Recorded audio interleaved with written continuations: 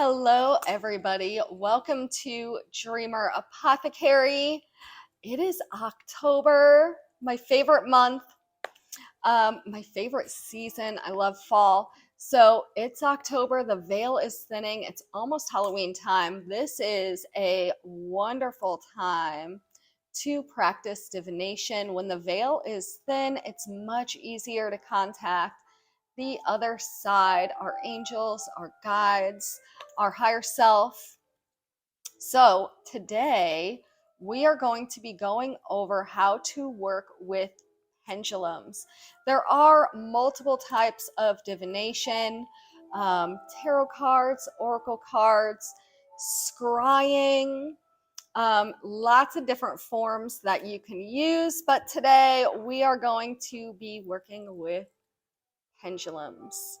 So before we get started with the pendulums, it is important to note when you're doing any type of divination, you do want to make sure that you are grounded and centered and that you create sacred space. This helps make sure that the answers that you are receiving are of the highest truth.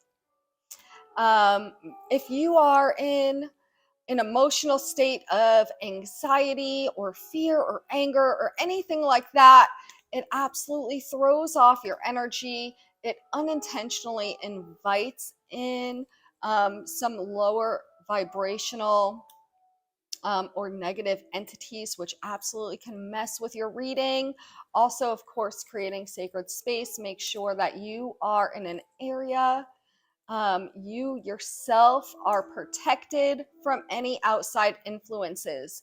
So to ground and center, what I like to do is I like to go outside barefoot.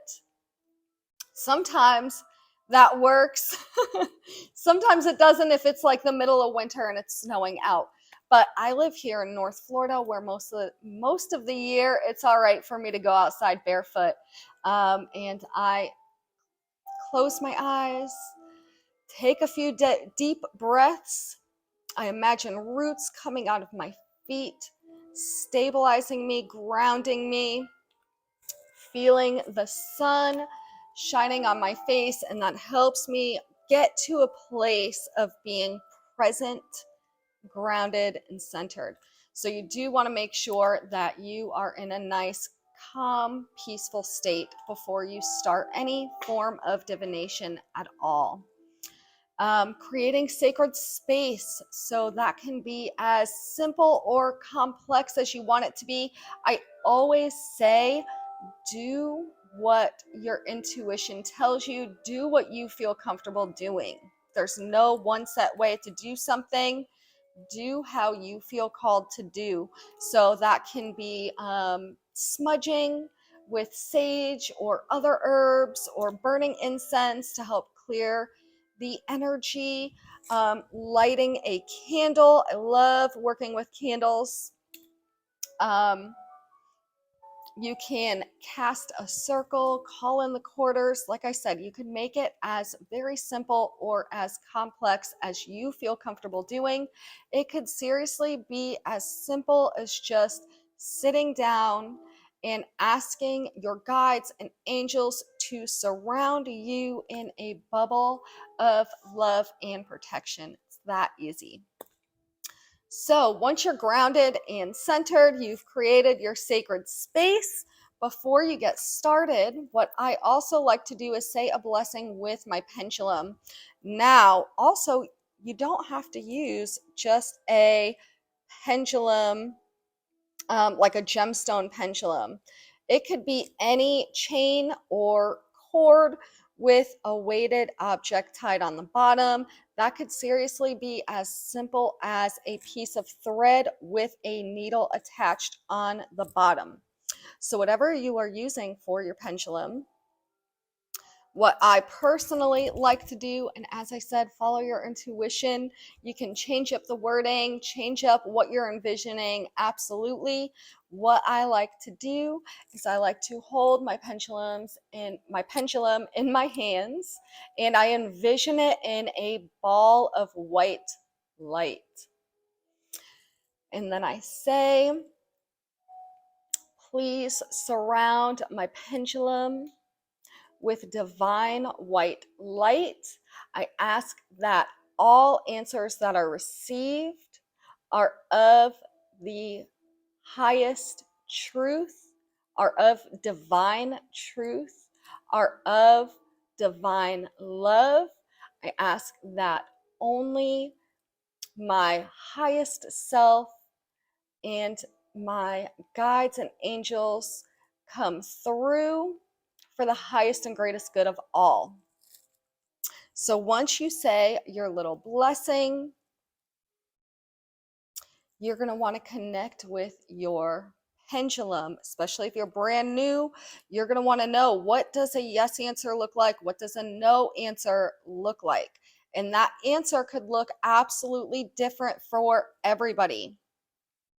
So what you're going to do is you're going to get your pendulum, make sure it's in a nice resting position, and then you're going to ask your pendulum, what does yes look like?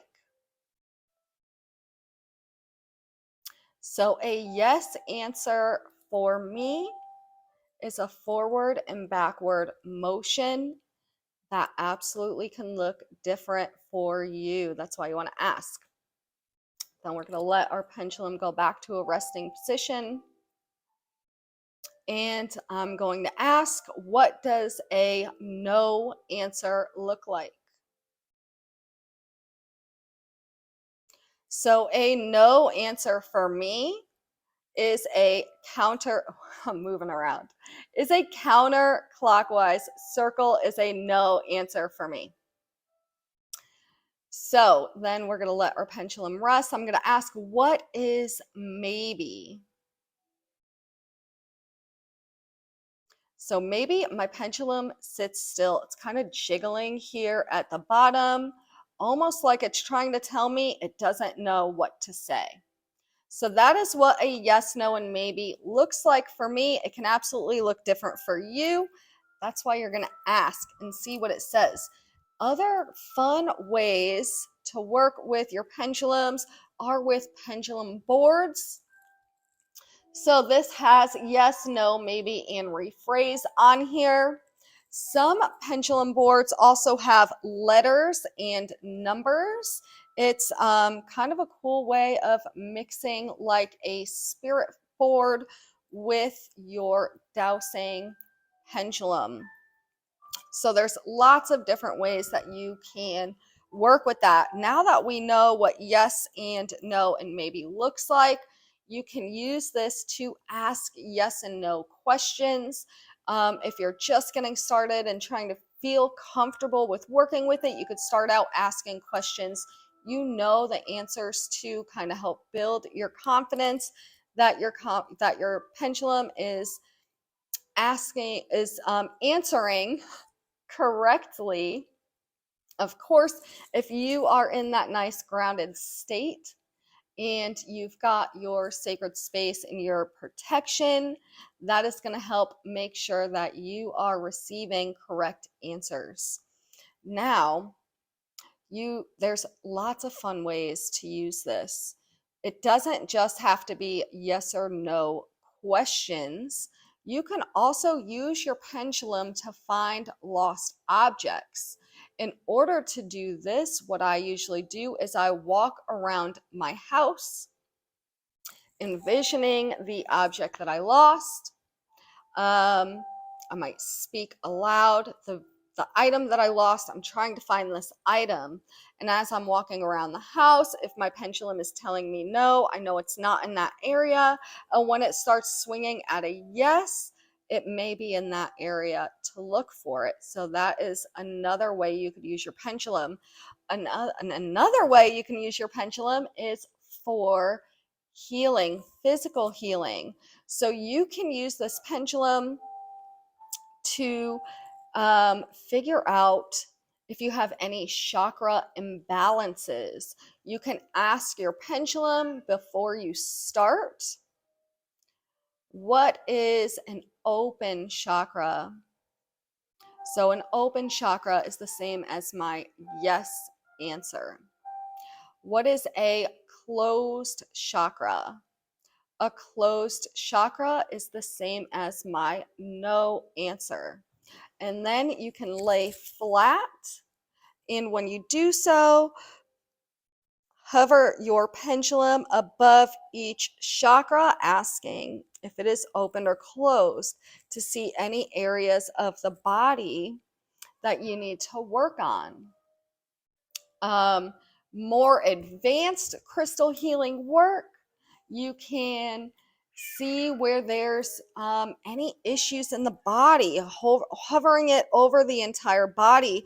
Are there any imbalances, any dis-ease within the body? So there's lots of different ways that you could use your pendulum, which is super awesome. So this was a very much beginner video, kind of introducing you to how to get started using your pendulum, some different ways that you can use your pendulum. I hope you guys all enjoyed the video. If you did, please like and subscribe for some more how-to videos on different metaphysical subjects, and also learning about crystals as well. Hope you guys all enjoyed. Much love, many blessings, and we'll see you guys next time.